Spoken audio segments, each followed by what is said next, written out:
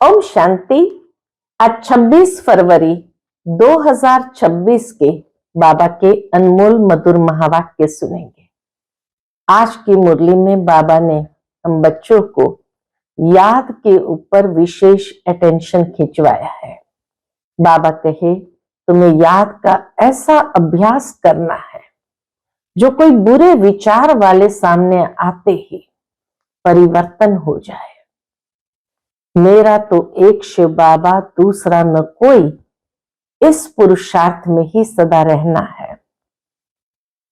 खास बाबा ने इसी बात के ऊपर हमारा ध्यान खिंचवाया कि स्वराज्य पाने के लिए शरीर सहित जो कुछ भी है वह बलिहार जाना है। जब इस रुद्र यज्ञ में सब कुछ स्वाहा करेंगे तब ही राज्य अधिकारी बन सकेंगे।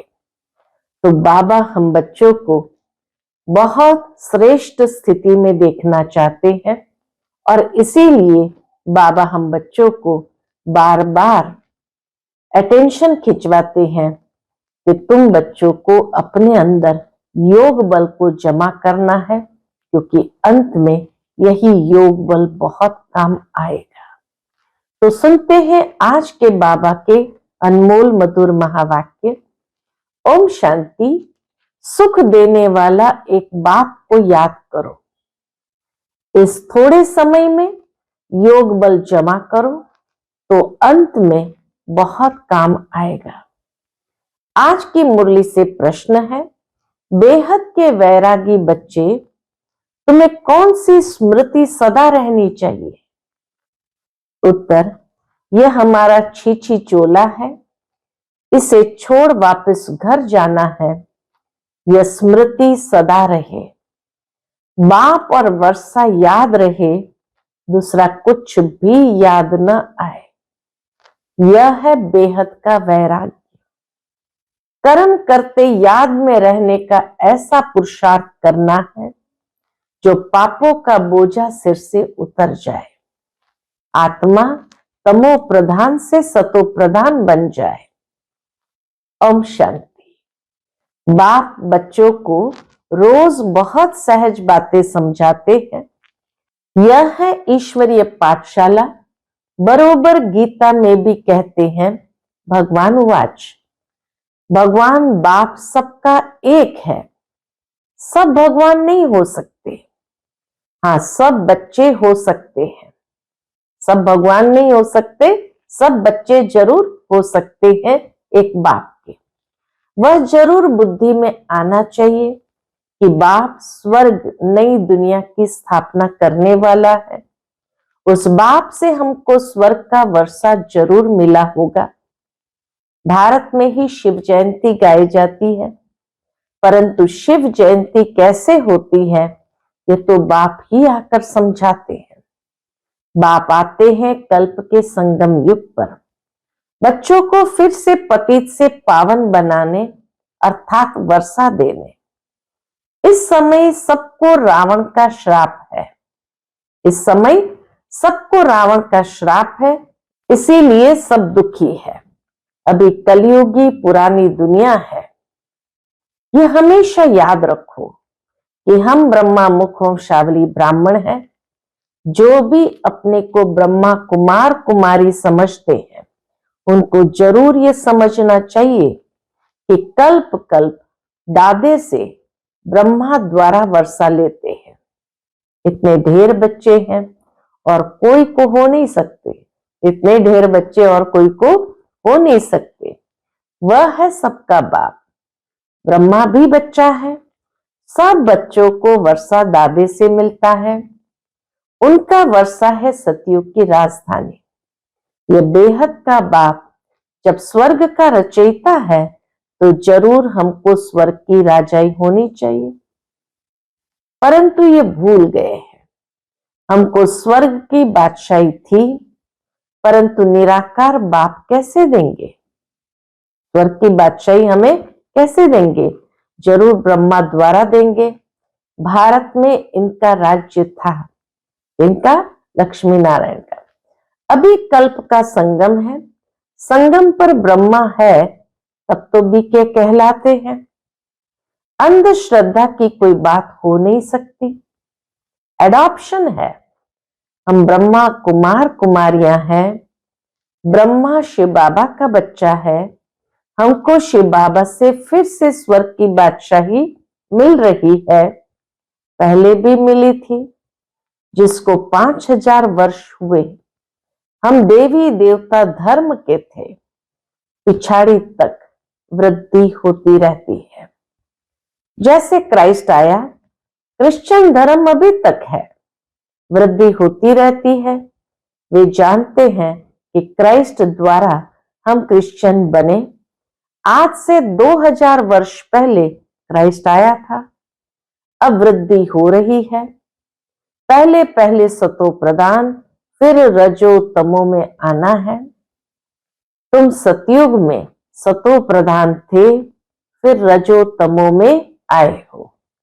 तमो प्रधान सृष्टि से फिर सतो प्रधान जरूर होती है। नई दुनिया में आदि सनातन देवी देवता धर्म था। मुख्य धर्म है 4। तुम्हारा धर्म आधा कल्प चलता है। यहां भी तुम उस धर्म के हो, लेकिन विकारी होने के कारण तुम अपने को देवी देवता नहीं कहलाते हो। तुम थे आदि सनातन देवी देवता धर्म के, परंतु वाम मार्ग में जाने के कारण तुम पतित बने हो, इसलिए अपने को हिंदू कह देते हो। अब तुम ब्राह्मण बने हो। ऊंचे ते ऊंचा है शिव बाबा। फिर हो तुम ब्राह्मण। तुम ब्राह्मणों का ऊंचे ते ऊंचा वर्ण है। ब्रह्मा के बच्चे बने हो, परंतु वर्षा ब्रह्मा से नहीं मिलता है। शिव बाबा ब्रह्मा द्वारा स्वर्ग की स्थापना कर रहे हैं। तुम्हारी आत्मा अब बाप को जान गई है। बाप कहते हैं कि मेरे द्वारा मेरे को जानने से सारे सृष्टि चक्र के आदि मध्य अंत की नॉलेज समझ लेंगे। बाप के द्वारा बाप को जानने से और सारे सृष्टि चक्र के आदि मध्य अंत की नॉलेज समझ लेंगे। वह ज्ञान मेरे को ही है। मैं ज्ञान का सागर, आनंद का सागर, पवित्रता का सागर हूं। 21 जन्म तुम पवित्र बनते हो, फिर विषय सागर में पड़ जाते हो। अभी ज्ञान का सागर बाप तुमको पतित से पावन बनाते हैं। कोई गंगा का पानी पावन नहीं बना सकता। स्नान करने जाते हैं, परंतु वह पानी कोई पतित पावनी नहीं है। ये नदियां तो सतयुग में भी है, तो कलयुग में भी है। पानी का फर्क नहीं रहता। कहते भी है सर्व का सदगति दाता एक राम। वही ज्ञान का सागर पतित पावन है। बाप आकर ज्ञान समझाते हैं, जिससे तुम स्वर्ग के मालिक बनते हो।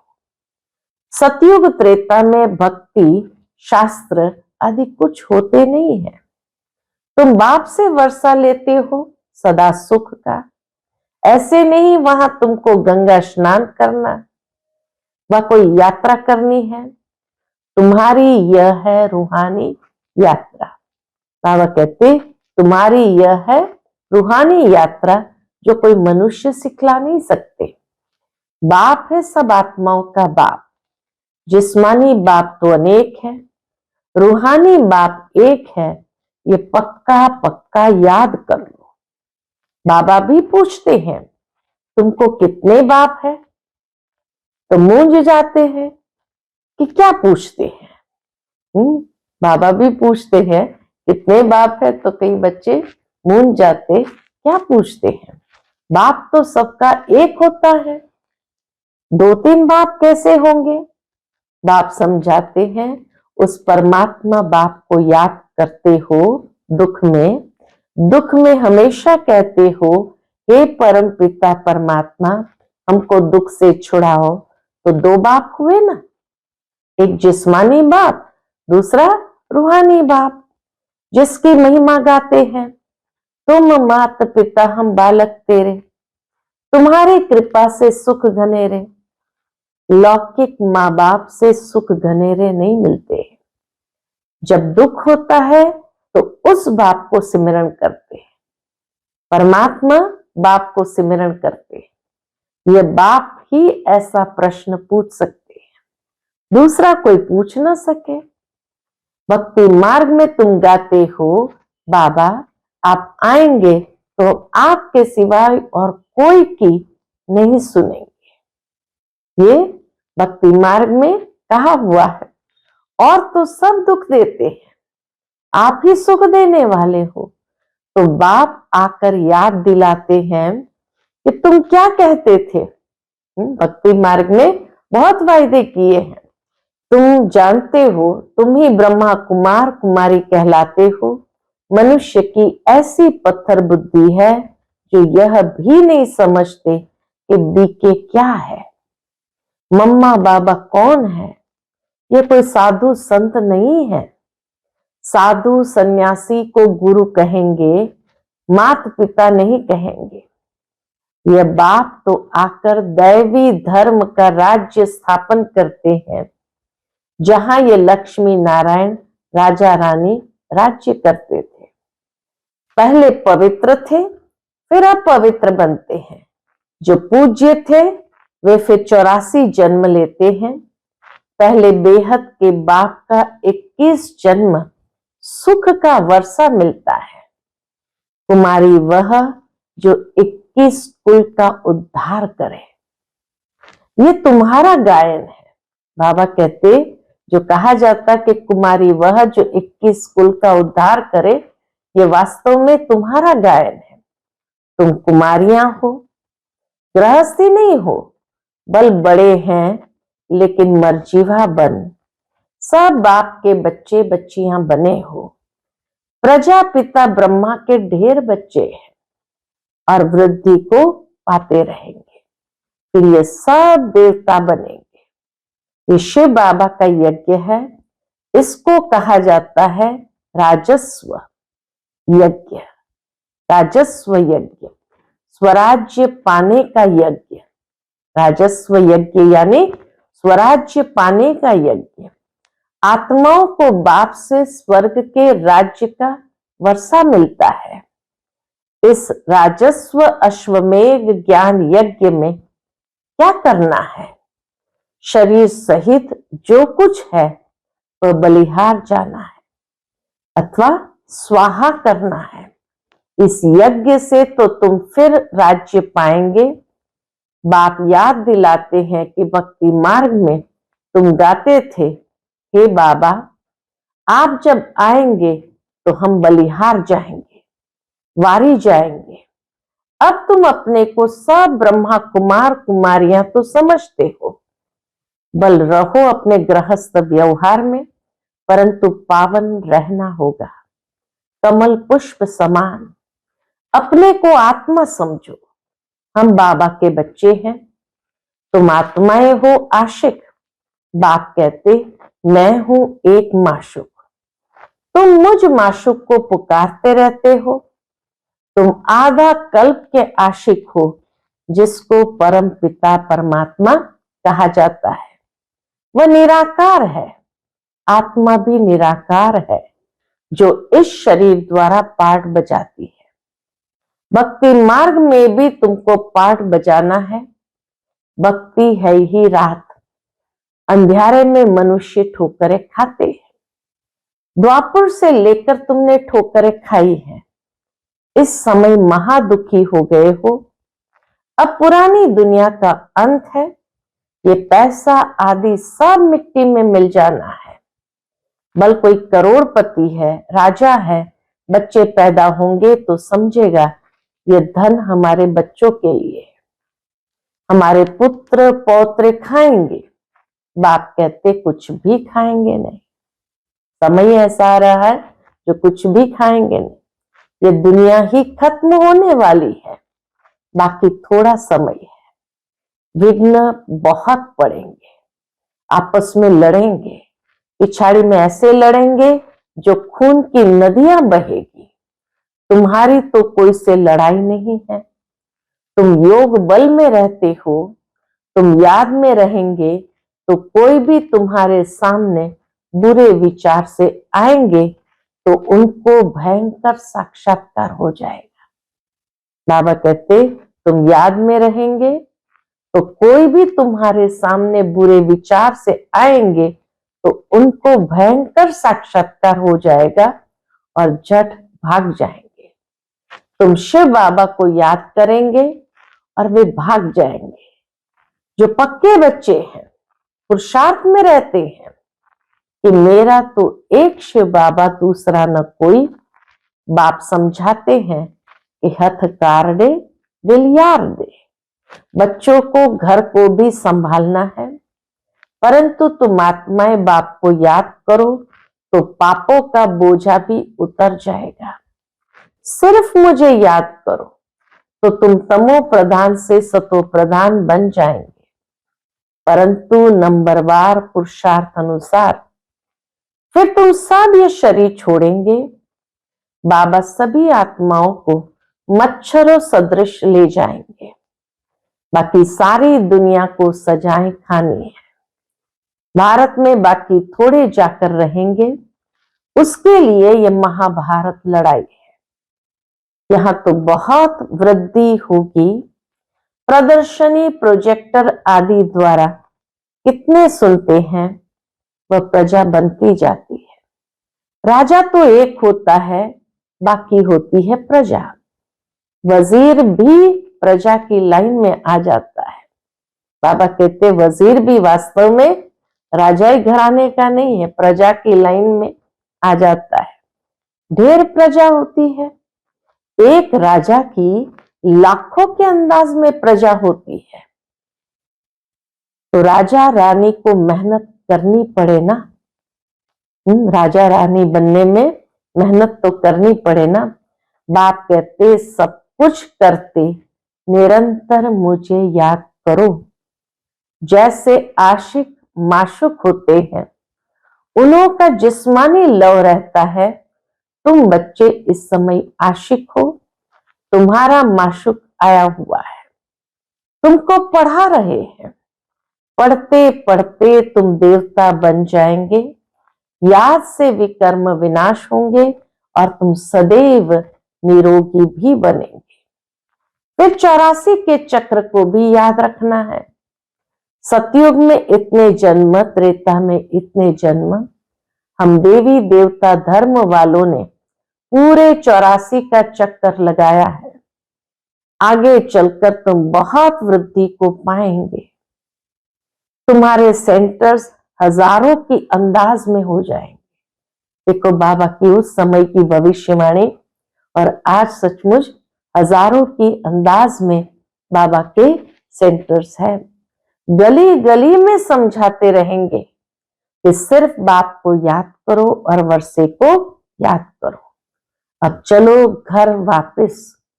ये तो छीछी चोला है, यह है बेहद का वैराग्य। सन्यासी तो सिर्फ हद का घर बार छोड़ देते हैं, वह है हठ योगी। वह राजयोग सिखला नहीं सकते। कहते हैं यह भक्ति भी अनादि है। क्या कहते? ये भक्ति भी अनादि है। बाप कहते हैं ये भक्ति तो द्वापर से शुरू होती है। 84 पौड़ियां उतरी, अब तुम तमो प्रधान बने हो। 84 सीढ़ियां नीचे उतरी, पौड़ियां नीचे उतरी, अब तुम तमो प्रधान बने हो।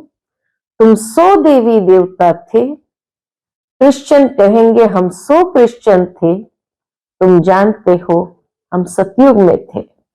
बाप ने देवी देवता धर्म स्थापन किया।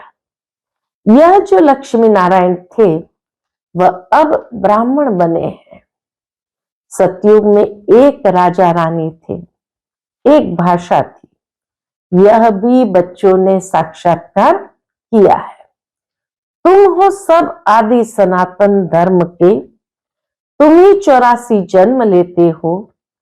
वह जो कहते हैं आत्मा निर्लेप है, वह ईश्वर सर्वव्यापी है, ये रॉन्ग है।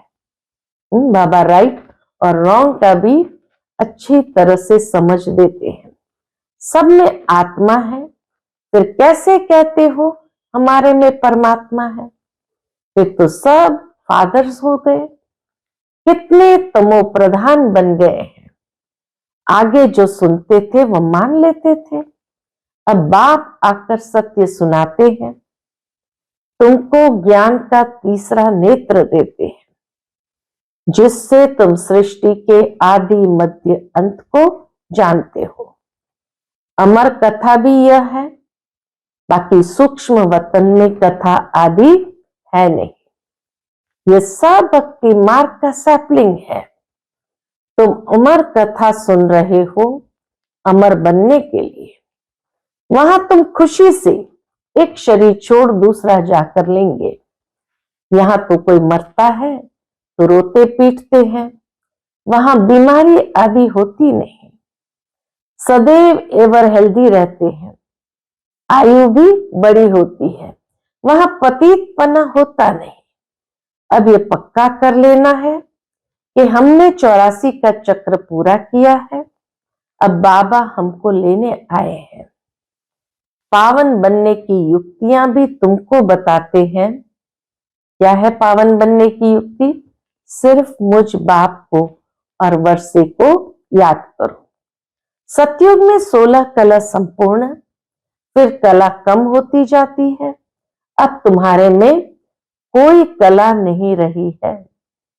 बाप ही दुख से छुड़ाकर सुख में ले जाते हैं, इसलिए लिबरेटर कहा जाता है। सबको अपने साथ ले जाते हैं। तुम्हारे गुरु तुमको साथ थोड़ी ले जाते हैं। वो गुरु चला जाता है तो चेला गद्दी पर बैठता है, फिर चेलों में बहुत गड़बड़ हो जाती है, आपस में गद्दी के लिए लड़ पड़ते हैं। बाप कहते मैं तुम आत्माओं को साथ ले जाऊंगा।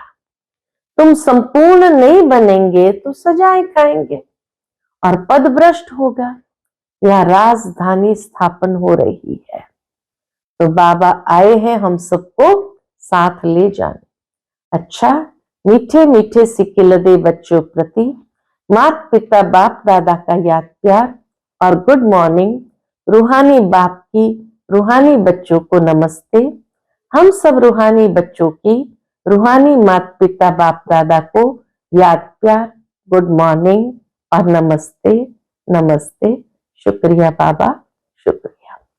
आज की मुरली से धारणा के लिए मुख्य सार है। पहली पॉइंट, याद का ऐसा अभ्यास करना है जो बुरे विचार वाले सामने आते ही परिवर्तन हो जाए।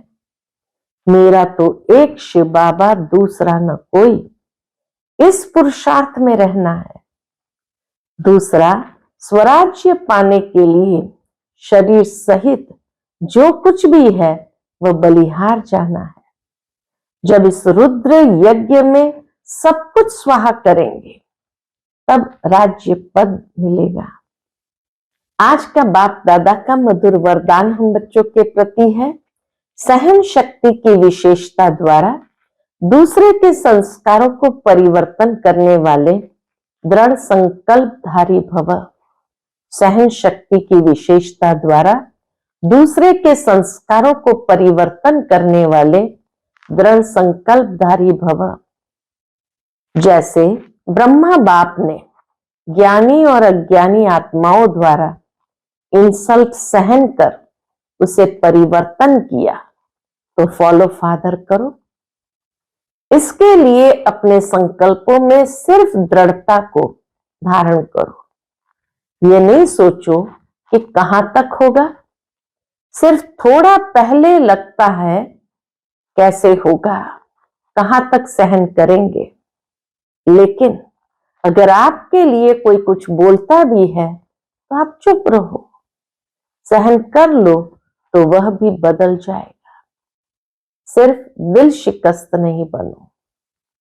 आज का स्लोगन है, संगम पर सहन कर लेना, झुक जाना, यही सबसे बड़ी महानता है। संगम पर सहन कर लेना, झुक जाना, यही सबसे बड़ी महानता है। आज का व्यक्त इशारा है, एकता और विश्वास की विशेषता द्वारा सफलता संपन्न बनो। उसके अंतर्गत बाबा कहते, बाप दादा चाहते हैं कि बच्चों की पहले साथियों में, सेवा में, वायुमंडल में एकता हो, फिर एक बल, एक भरोसा, एक मत हो, तब सेवा में सफलता मिलेगी। जैसे नारियल तोड़कर, रिबन काटकर उद्घाटन करते हो, ऐसे एक मत, एक बल, एक भरोसा और एकता के रिबन काटो और फिर सर्व के संतुष्टता, प्रसन्नता का नारियल तोड़ो।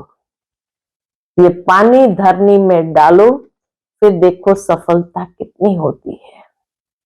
अच्छा, ओम शांति।